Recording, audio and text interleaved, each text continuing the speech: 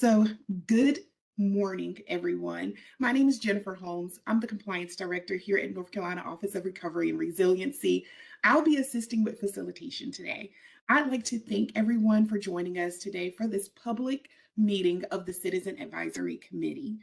Before we begin, I'd like to go over a few housekeeping items. Your line was muted upon entry. For committee members only, please unmute your line should you wish to participate during committee business. During the public comment period, attendees who wish to speak should raise their hand in the WebEx. Each speaker will have 3 minutes to share their comments. You can also submit written comments through the WebEx chat, and they will be read during the meeting. We kindly ask everyone to follow the guidelines to maintain a respectful and smooth discussion regarding mitigation efforts. Helping us moderate the chat today will be Bridget Munger, who's Director of Communications, and also some other leadership individuals from NCORE. The slide deck, meetings, and agenda have been shared with our CAC members for your reference.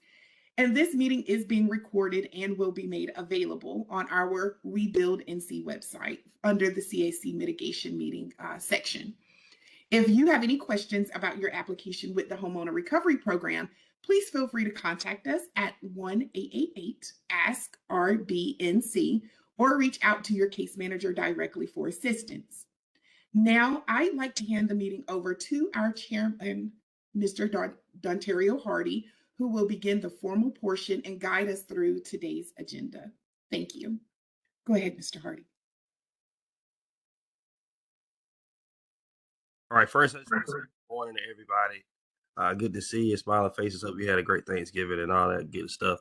And I know you're looking forward to the Christmas time of year. So, having said that, good to see you all, and I hope you're having a good day this morning. So, Jennifer, I could just go ahead and start with the let me see, NCORE updates. Is that where we want to go, or actually, let's do a. Do we have an actual quorum? So we can go through the attendance. So as I say your name, yes. If you are a CAC committee member, please just say here so that we can mark and make sure that we do have quorum. So bear with me one moment. Let me make sure. Okay. All right. Mr. Owen Thomas. Sorry about that. I'm here. Thank you. Jimmy T. Tate. And have a fun standout title. Darlene Merritt. Yes. Keith Graham.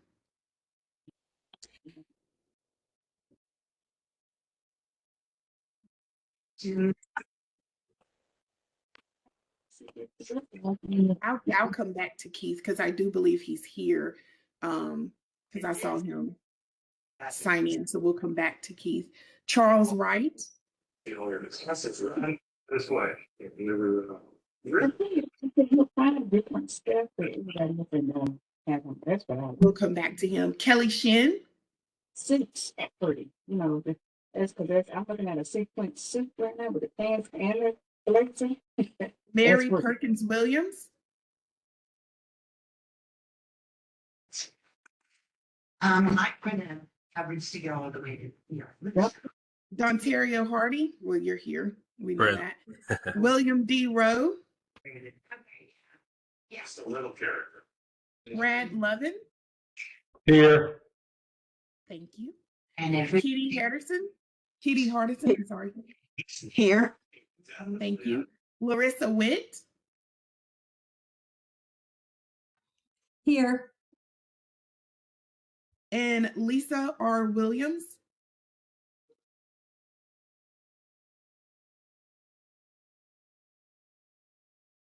Okay, and I'm just going to go back up. Keith Graham, I saw that you kind of dropped off and then came back on. Can you confirm with an attendance?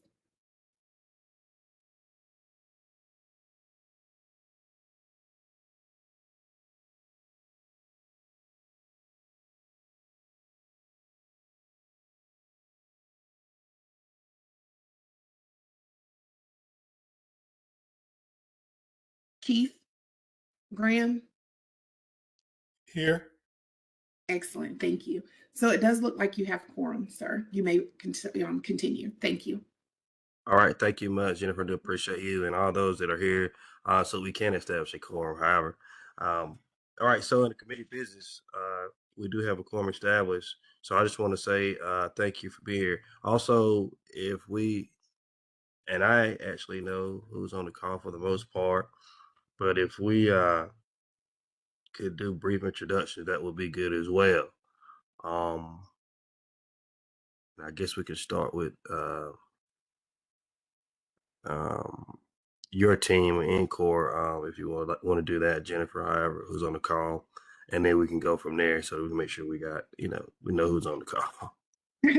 Absolutely. So here at the North Carolina Office of Recovery and Resiliency, representing Encore today, we have Amanda Stapleton, who is the policy director. We also have Pryor Gibson, who is the director of Encore. He'll have a few comments for you today. We have Jeff Royal. He's with our HRP program, and I'm sorry, buyout and all of that. So he will be assisting here today. And then we have Tracy Colores, Community Development Director, who will be going through her presentation as well. Some other individuals such as Michelle Wiggins, and all of them are team members of Encore. We also have Bridget Munger, Communications Director, who is here as well. And then, of course, me, the Compliance Director, here as well with Encore. So thank you. All right, thank you much. All right, as you said, I do appreciate Encore and the entire team over DPS. You guys are amazing.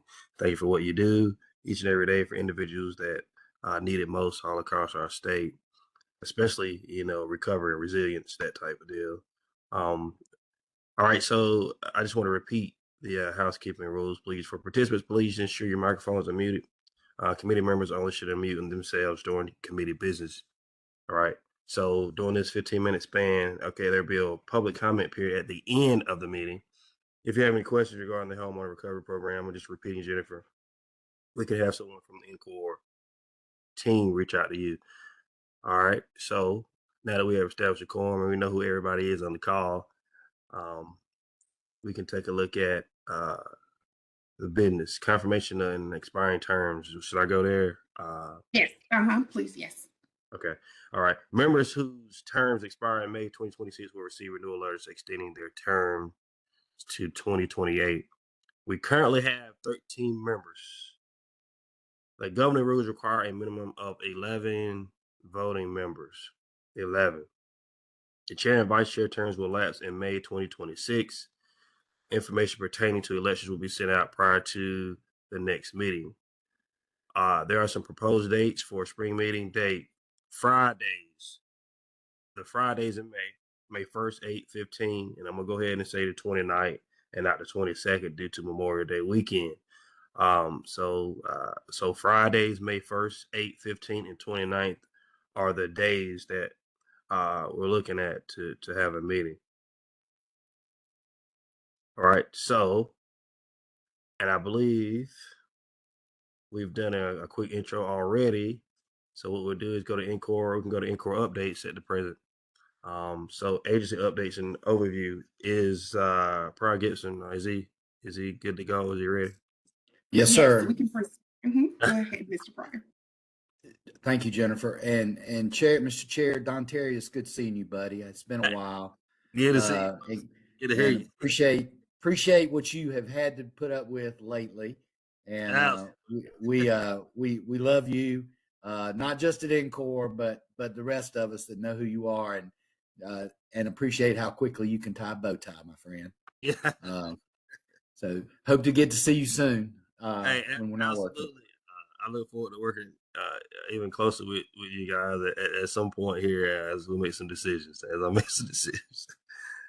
Well, good enough. And I'll just say this, Mr. Chairman, and to the other members of your committee, on behalf of Governor Stein and everybody on our staff, we cannot tell you how much we appreciate what you have done by standing by during some pretty stormy times for Encore in the last 2 or 3 years.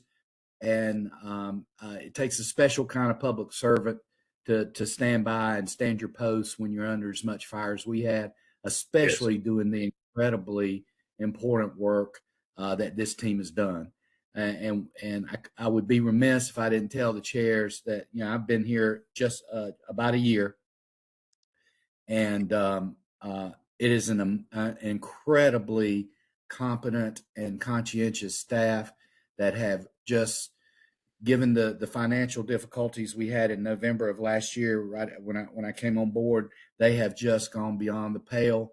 Mr. Chairman, we are, it's unofficial, but I will say it out loud, and hopefully it'll be asterisked in the minutes. Every homeowner in our program has been assigned a contractor, and by the end of next month, every home will be in construction, and NCOR will be on the final trajectory to finish Eastern North Carolina recovery as it relates to Matthew and Florence and purpose of its establishment. We are working hand in hand with the Western recovery folks. We're making sure they understand our lessons learned, our mistakes made, and they are off to a tremendous start. In the first year, they've already gotten people home.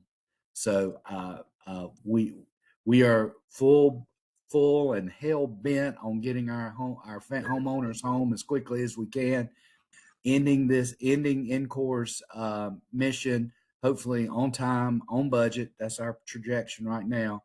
And our biggest dilemma is internally is making sure these incredible staff we have find places to go as we start wrapping up NCOR, probably by the end of the summer.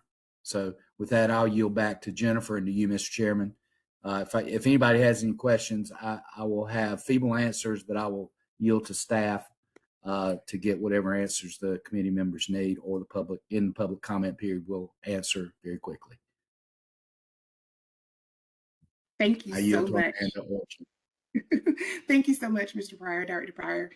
We appreciate it. Thank you so much. And I will get this started so that we can move on with the presentation. So let me get everything up. There we go. So starting with the agency update and action plan, we will have Amanda Stapleton go over that information. Thank you. Go ahead, Amanda. Good morning. Thank you so much for having me.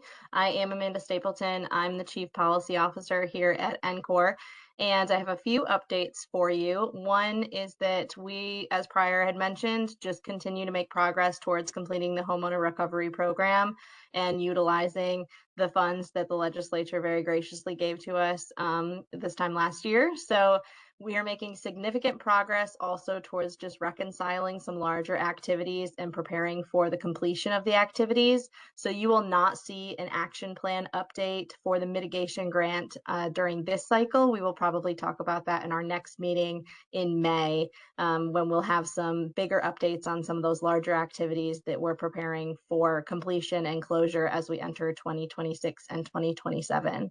The Residential Property Elevation Fund, which we talked about in the last CAC meeting, has utilized much of its allocated funding. This allowed us to maximize the impact where elevation of rehabilitated or reconstructed structures were required. So this allowed us a little bit of wiggle room to be able to elevate more than 200 homes to date. So very proud of those elevation efforts and mitigation efforts with this mitigation grant. Next slide. And then for some of our resiliency highlights, the CDDL Coastal Dynamics Design Lab continues to work with the State Resilience Office staff. If you'll remember from our last meeting, the resilience staff moved out of NCOR in July and into DEQ, but we're continuing our relationship with them to make sure that they are still able to utilize the mitigation funding that was earmarked for those mitigation efforts. So they are supporting development of projects in Tyrell County, and through the CDDL, we'll be able to see that support come through in those different areas. So The next is that the State Climate Office also was able to ensure functionality of application programming interface.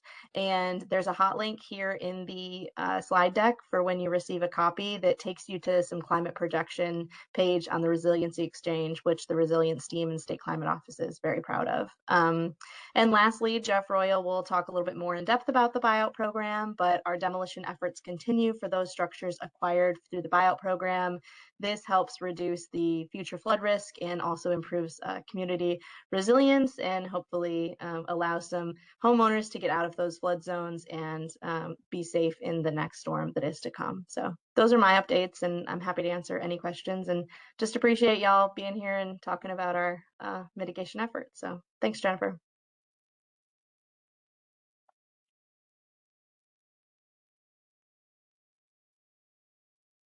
They get muted. Let's see. My apologies. Thank you so much, Amanda. And next we will hear from Jeff Royal for strategic buyout. Thanks. Good morning. Good morning. Good morning, Mayor Hardy. It's good to see you again. Hey, Jeff. Good to see you, man. Always. I know. It wouldn't be a holiday if I didn't get to see you toward the end of the year like this. Come on, man. Come on. Get to talk about the buyout program again. Want to relate a few things. As you know, I think that everyone knows, we have, as with many other of the programs, because NCOR has multiple programs. A lot of people forget that. This is it was quite a big operation with a big umbrella with a lot of things going on under it. And we've wound up a lot of them. And one of those would be the buyout program. But I wanted to give you an update on some of the things that were accomplished in it. And I think it would be advantageous to kind of put it in a little bit of context as well. You can see here, we ended up with 122 buyouts across 6 counties. Would have been 5 if Hertford didn't sneak one in there. But we got most all of those in the DRAs. That one in Hertford was a special one, and we would have obviously loved to have done more in each of these. But you see, we in some of the key counties and some of the key areas, we did hit pretty hard. In Robeson County, Edgecombe, we got a lot. In Columbus, of course, we got a lot in there. And Wayne, we know Goldsboro always gets some good love, so we always want to make sure we get something in there for them, from building houses to buying out properties. So we got a few taken care of in there. Jennifer, that next slide, this will break it down, I think, in a different way to look at it. What I did here was look at the type of properties that ended up in the buyout program and that we were able to complete. You can see we had 50 properties that had structures on them, homes, people living in them, and 72 were vacant land. Now, if you just take the 50 structures and run them through a matrix of the cost in the HRP program that would have be there for this storm, the next storm, the next storm, to repair, replace, we come out to an estimate of around $14.6 million.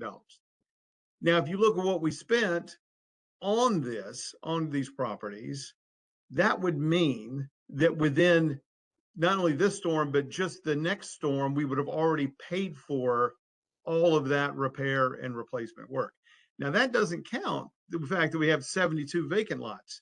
And as we know, vacant lots don't go vacant too long. Somebody's going to put something on it. Somebody's got it, they're going to build on it, they're going to do something with it. So that number would have only ballooned, as you can see. That would have been up 150% increase in that. And that means that for literally, in some ways, dimes on dollars, maybe not pennies, but dimes on dollars, we were able to have a more resilient outcome that takes the burden off future monies coming in that can be used for other purposes. As we all know, the environment for federal monies coming in isn't always as secure, and we've had some difficulties with that. I'd always like to give a big shout out to North Carolina Emergency Management, who worked hand in glove with us toward the end here in making sure we got all of this done and helped us wrap up a lot of the details with the buyouts.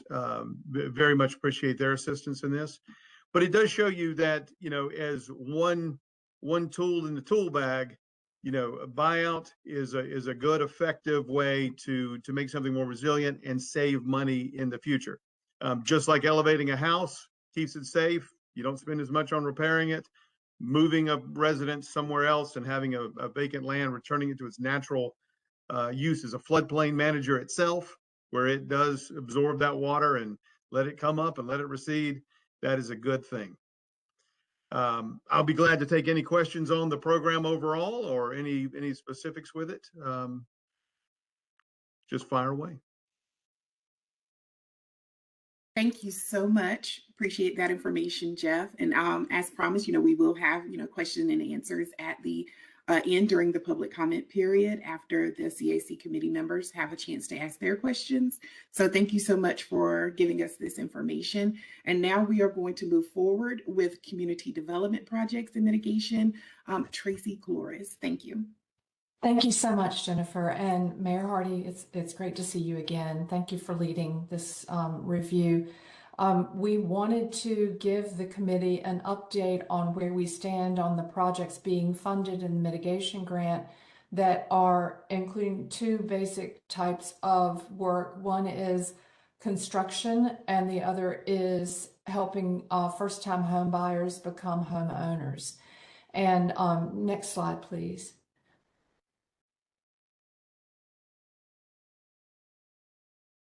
Thank you. This will look very similar to the page we showed you at the last update meeting because we wanted to make sure that we give you a chance to properly evaluate our project, our progress. You'll note that we have not had an increase in any of the number of projects we're doing as is appropriate for our office at this stage of its life cycle. We do have the 28 projects with $149 million worth of funding, 89.7 million of which is coming from our office. So we're funding about 2/3 of the total costs of the development projects that we're doing. Those 28 projects include vital infrastructure, and we'll give you a couple of snapshots on that in the next couple of slides, plus housing development projects that are adding 367 apartments and single-family homes in the most impacted and distressed parts of eastern North Carolina following Matthew and Florence. And all of that housing is going to be affordable to families earning no more than 80% of the average income for the area.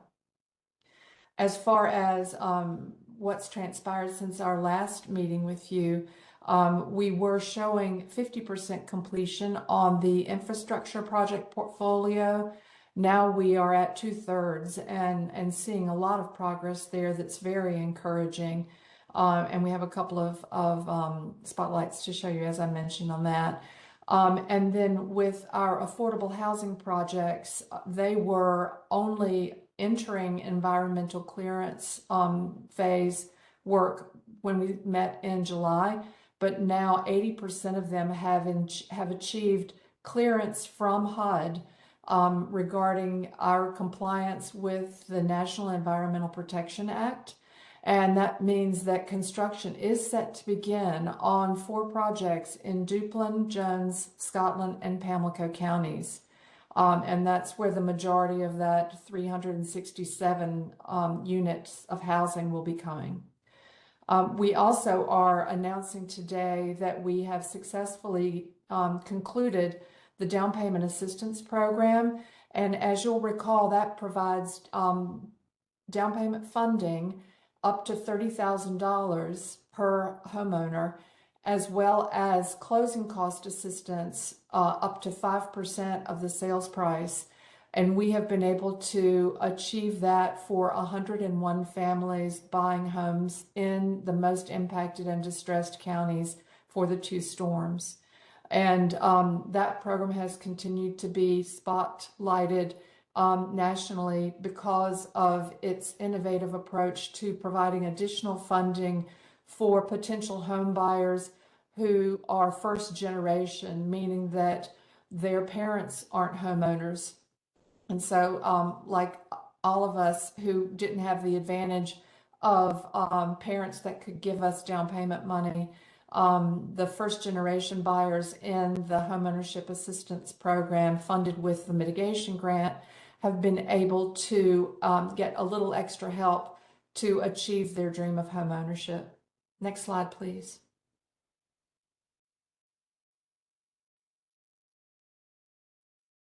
This is one of the spotlights that I had mentioned earlier. In Bladen County, they had a real problem with the 7 communities in the first paragraph sharing the impact of flood-related or storm-related flood events.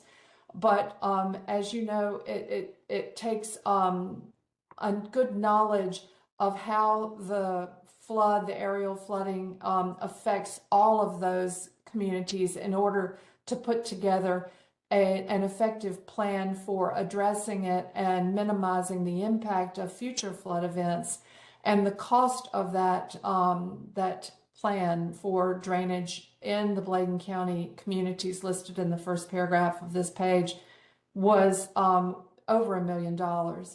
And so we were very happy that the mitigation grant could come in and provide that money. And as a result, now Bladen County has an actionable plan that they can work on to make sure that they know where the at-risk assets are, where the areas with the most flood risk are located, and what drainage improvements will give them the most bang for their buck to eliminate the highest risk for damage in future flood events.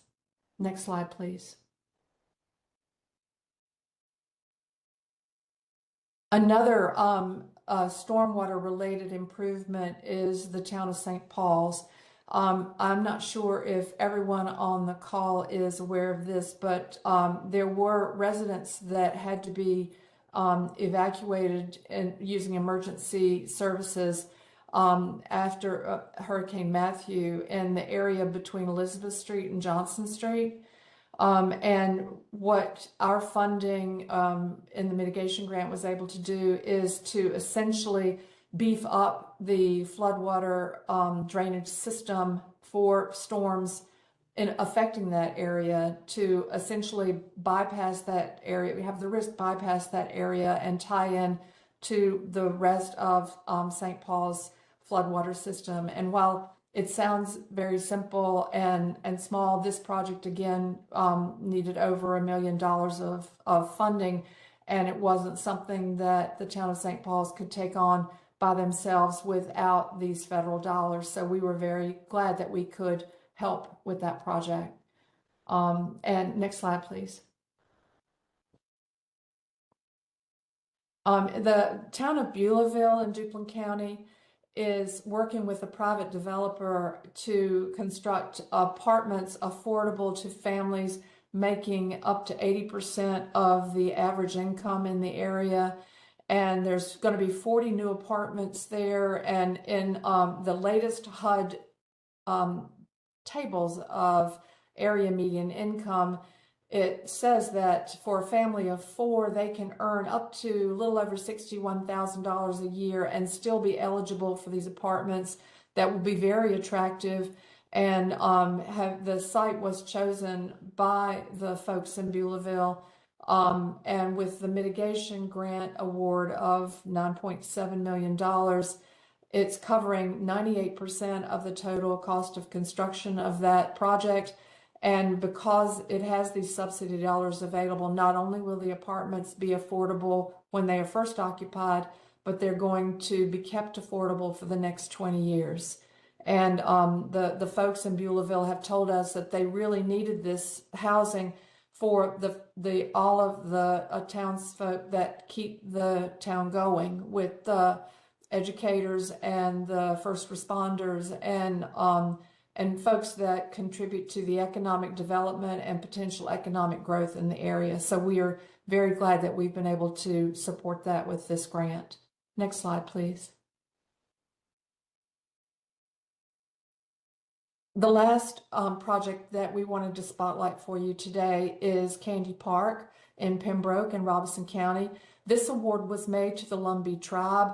of $7.4 million that they are combining with other funding sources to construct 30 new single-family homes in the Candy Park community, which is a large, well-designed project that the tribe has been working on in the area.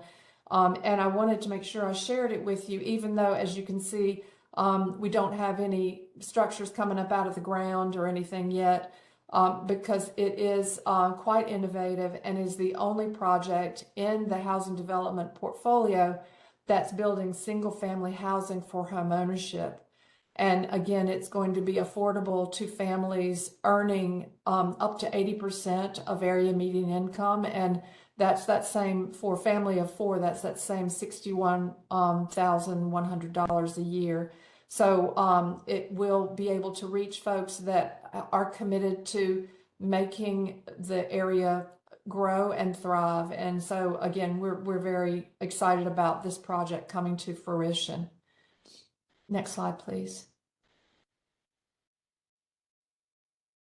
And I have included the table that was in the July report so that you can, again, monitor how well we are doing on percent complete. You'll notice that a number of projects are now 100% complete versus what we shared with you in July, and many others are much closer. But you can check the location of the project and the description, as well as the funding and percent complete on this. And happy to answer any questions about specific projects that you may have.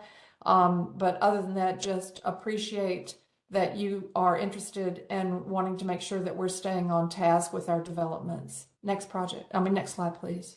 Actually, I guess 2 more slides. And 1 more. There we go. Thank you. As I mentioned in the summary page, we have concluded the Homeownership Assistance Program. This program, as we talked about, has helped 101 families become first-time homeowners in the counties that you see on the map, which were the counties declared most impacted and distressed for either Matthew, Florence, or both.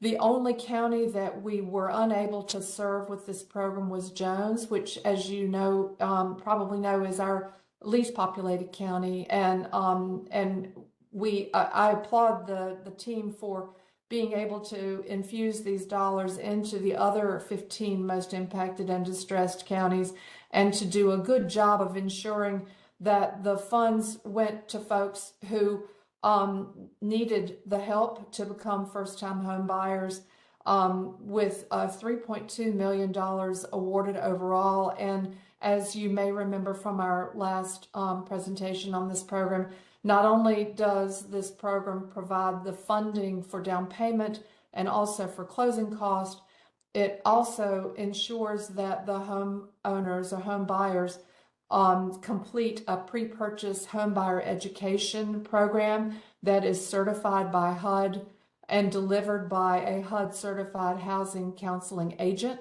to ensure that they know what they're getting into, to the extent that that anyone does when they become a home buyer, because all of those extra things tend to prop up. And then the other thing that I'll add about this, just as a reminder for this program, is that we made sure that, since one of the goals with the program was to help families begin to accumulate wealth and get on the property ladder and be able to move up, since most of us have accumulated wealth through home ownership, we made sure that as long as the home buyers stayed in the home as their primary residence for at least 3 years, they didn't have to pay back any of the down payment assistance money, because we want them to build a future in the area and continue contributing to the local economy. Happy to answer any other questions about that too. And I believe that's the end of my slides. Well, thank you so much to all of the NCORE that presented today. This is just a reminder that as they were talking, as they were discussing all the good things that we were able to do with these mitigation dollars, keep in mind that the conversation doesn't stop here. If you have any questions for them, or even if you are not a committee member and you may have a question for a committee member, we will coordinate that assistance with them as well. So you can always email at ncor.cac@ncdps.gov. And now I will hand it back over to you, Mayor Hardy, to open up the floor for any, comments or questions from the committee members first, and then we will proceed with the public. Thank you. All right. So before we go on to questions, I think I need to back up just a moment, take a look at I need a motion to approve the previous minutes from the last meeting that we had. So if we could get a roll call, but I would like to entertain a motion to approve the minutes of the previous meeting that we had before we move on to questions or Q&A from the committee. Motion to approve. So moved by SD Vice Chair, Mayor Pro Tem Owen Thomas. Is there a second on this motion? This is Keith Graham. I second the motion. Keith Graham seconded the motion under discussion. Jennifer, if you would do a roll call, if we could. Oh, sure. Absolutely. Bear with me one moment. All right. Okay. So of course we have Owen Thomas. We have Tommy Mary that took over Jarlene's position. We have Keith Graham, Charles Wright, Mr. Hardy, yourself. We have Brad Lovin. We have Kitty Hardison, Larissa Witt. Yes. And if you would call those individuals by name and request a yes or no vote. Oh, I apologize. Mr. Thomas Owen, can you say yes or no, please? You can unmute yourself. Yes. Thank you. Make sure I say the name right. Tommy, is it Tommy? I apologize. You can come off mute and give your vote. Me is Tommy Meyer. Thank you. Thank you.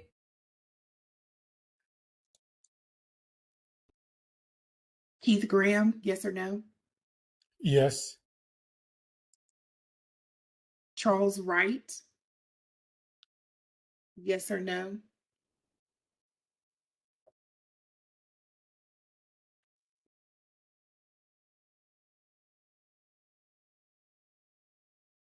I think his stuff is going in and out.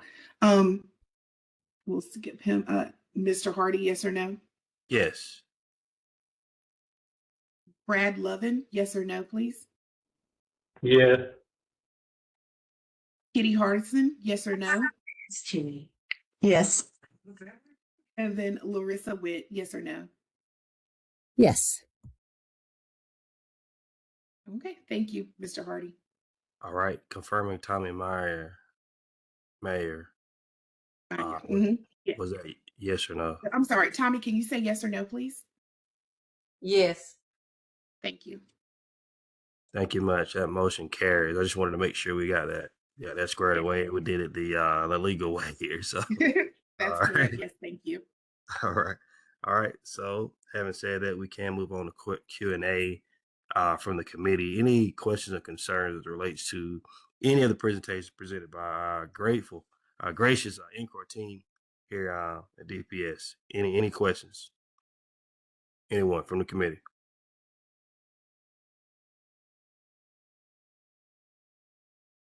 All right.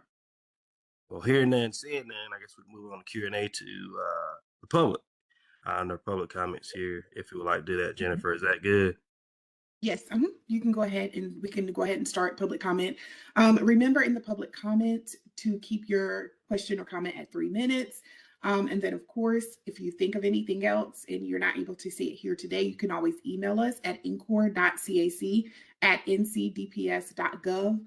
So now the floor is open to anyone that wants to come off of mute that has a question or comment.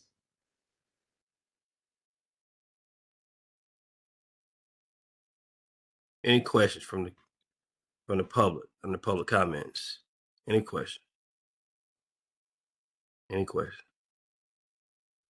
Anybody?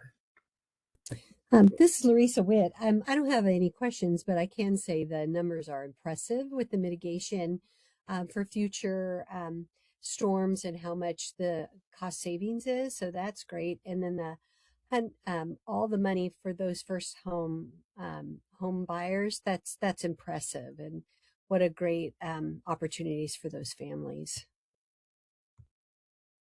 Thank you, Larissa, for those comments. Will there be Mayor any? Hardy, Yes, Keith. this is Pastor Keith Graham. That's fair. First, I'd like to say I'm loving the bow tie. Normally, I have my bow tie on. I don't have it on today, so you're representing very well. I want to say, from being around from the beginning of this process, uh, watching the questions, watching the progress, and to see where things are landing is very, very impressive. Even in the midst of, no pun intended, the storms of the process itself that everyone's had to endure from Encore, this is very refreshing and it makes me proud to have been part of this committee, to see the progress and the things in terms of success. Also, just a reminder that I was not only on this committee, but I was also a hurricane victim as well. And I received my keys and moved into my home back in May. And I am loving it. And it is so refreshing to be out of the hotel and back into my own space, being comfortable. So thank God for this program and all the hard work and efforts that's been put into it from everyone along the way, from the beginning to now. So thank you very much to everyone and everything you've done. Thank you, Keith. Pastor Graham, correct that. I do appreciate you, and thank you for being a strong advocate for the program, and I'm glad that you are back in your home. And that's always good to hear. Especially somebody on the team, and then has experienced. These tragic. It was bad. Hurricane Matthew in Florence it was tough for a lot of folks. So it's always good to hear the good news. Will there be any others that would like to ask the question or give any comments? Any other from the public or committee? Any others? Well, I would just like to say I do appreciate the efforts of Encore, Prior, the entire team. Jennifer, I do appreciate you and everything you've done to help, orchestrate us or pull us together on these calls, and trying to get everybody to the meeting. I know it's a task because it happens all the time because of the schedules that we have. But I do appreciate you and everything you're doing, and thank the entire team. I can't thank the entire team of Encore, DPS. You guys are amazing. I do appreciate you, pushing these programs and advocating for those that need it most in the time that they need it most, especially during these natural disasters that take place throughout our state. So thank you very much. Having said that, so I just want to reemphasize the proposed set of spring meeting dates will be the Fridays in May, which will be 1/8/15/20, correction, 1/8/15/29, or 1/8/15 and 29th days of the month, and that's Fridays in May on proposed dates. So I guess we'll get Jennifer will push that out, and we'll figure out what date is conducive to everybody's schedule.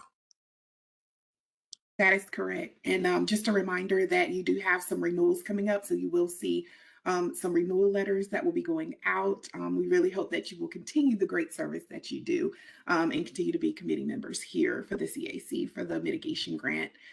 So thank you, Chairman Hardy, for guiding us through the agenda today. We really appreciate everyone's participation. The recording and transcripts of this meeting, along with all of our previous ones, are posted on our site at www.rebuild.nc.gov/CAC-meetings. And if there's nothing else to conclude, I hope that everyone has a great day, and we look forward to seeing you in the spring. So, Mr. Hardy, do you have anything else? I just had one thing. If we could get the slide, could those slide decks be emailed Yes. for presentation? Okay. Yes. That would be good. That's all I ask, and I do. I don't have anything else. No, it's okay. We'll get those resent out to you more than likely first thing Monday morning. Okay. Look, thank you much. Mhm. Happy Merry Christmas to you all. and Happy New Year as well. I guess I can say that because we won't see you or hear from you until then, unless we reach out to you directly. However, all right. So I'm good. I'll yield back to you, Jennifer. Anything further? All right, that's it. We will see you all in the spring of 2026. Thank you. Have a great day. All right.